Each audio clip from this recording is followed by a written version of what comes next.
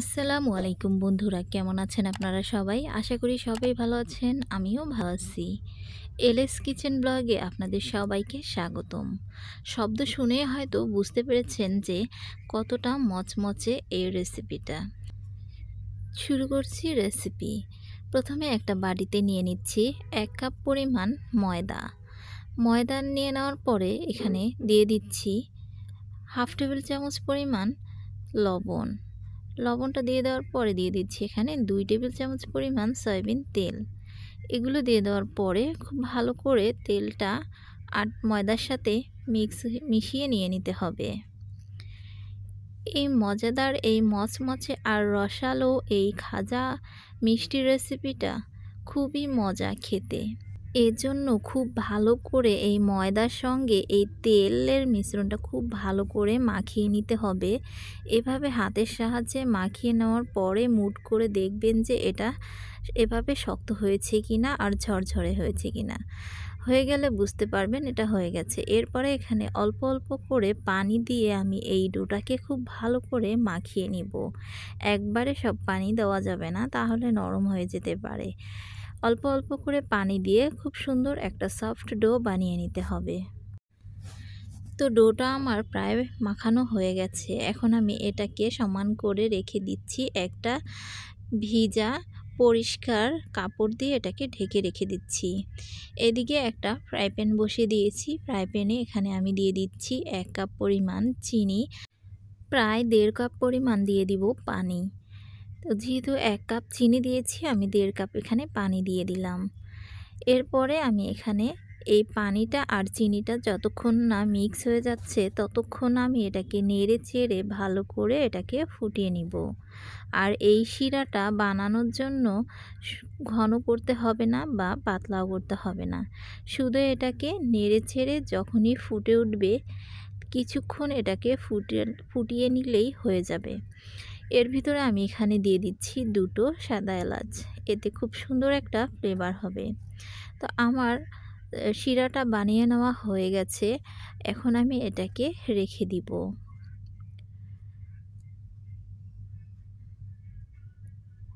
এরপরে আমি এখানে নিয়ে নিচ্ছি 2 টেবিল চামচ পরিমাণ কর্নফ্লাওয়ার, আর এখানে দিয়ে দিব 4 টেবিল চামচ পরিমাণ এই কর্নফ্লাওয়ারের ভিতরে সয়াবিন তেল।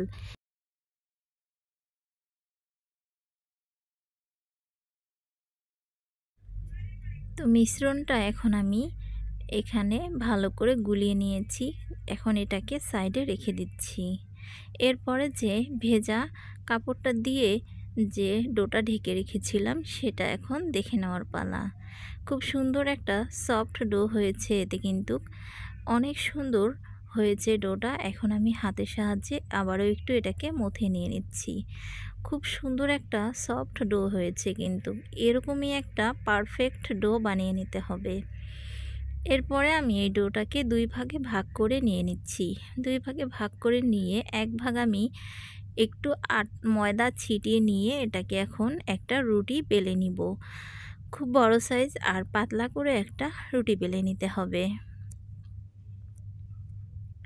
তা রুটিটা আমি এভাবে করে বেলে নিচ্ছি। আর তো রুটিটা কিন্তু আমার বেলা হয়ে গেছে। বেলতে বেলতে কিন্তু একদম অনেক বড় হয়ে গেছে আর বের হয়ে গেছে রুটিটা।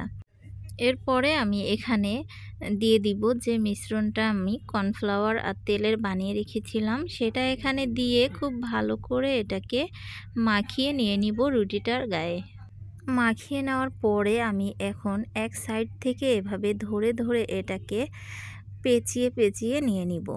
কাজটা আমি কিভাবে করছি সেটা আপনারা কিন্তু দেখলেই বুঝতে পারবেন। একটু মনোযোগ সহকারে শুধু দেখবেন, বানাতে পারবেন। এভাবে করে আমি পুরো রুটিটাকে এভাবে মিশ্রণটা ভরিয়ে নিয়ে নিচ্ছি। মাখিয়ে নেওয়ার পরে আস্তে আস্তে করে এভাবে করে রোলের মতো করে এটাকে গোল গোল করে পেঁচিয়ে নিয়ে নিচ্ছি। তো পেঁচানো হয়ে গেলে আমি এখানে আবারও একটু হাতের সাহায্যে ডলে নিয়ে নিচ্ছি। নেওয়ার পরে এখন আমি একটা ছুরি দিয়ে এটাকে খুব ভালো করে ছোট ছোট 1 ইঞ্চি করে ফাঁক রেখে রেখে এটাকে আমি পিস করে কেটে নিচ্ছি। খুব বেশি বড় করা যাবে না। আপনারা যদি চান যে আমি অনেক বড়, বড় করে বানাবো তাহলে বড় করতে পারেন। আর ছোট, ছোটই কিন্তু একটু বেশি ভালো লাগে। অনেক বড়র চাইতে আমার কাছে এই ছোট, ছোটগুলোই ভালো লাগে। তো এরপরে এটাকে কিভাবে বানাচ্ছি দেখুন। একটা সাইডে এভাবে করে মেরে দিতে হবে। এভাবে টিপে, টিপে এরপরে আমি পরের সাইডটাতে এভাবে করে হাত দিয়ে একটু চেপে এটাকে বানিয়ে নিব।